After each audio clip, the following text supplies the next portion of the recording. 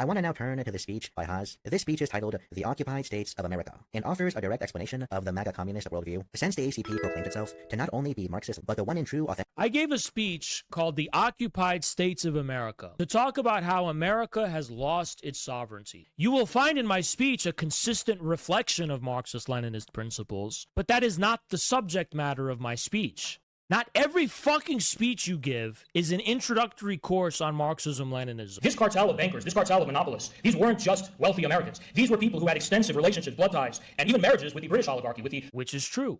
But according to him, it was a goal of this elite. He even formed a secret society toward that aim of recovering the United States of America as an integral part of the British Empire. Now, they haven't done that formally speaking, but in terms of the complete co-option of our institutions, in everything but name, seems like it was pretty successful. Now, if you understand anything about the ideas of Marxism, it's plainly clear that this is not Marxist. Is a concrete analysis Marxism, or is Marxism just the reproduction of an abstract doctrine, of an abstract mathematical that is not actually concretely applied? For Marxism to have meaning, does it need to be concretely applied, or does it suffice to reproduce what BreadTube told you, some abstract thing about the relationships of production where the capitalists own it and the wage earners? Yeah, sure, but concretely apply that in the investigation of reality to see, just as Lenin did in a little fascist book, a fascist Nazi book Lenin wrote called Imperialism, the Highest Stage of Capitalism. But Haas doesn't really talk about class struggle. He talks about a quote-unquote British financial cabal ruling. Haas doesn't talk about class struggle.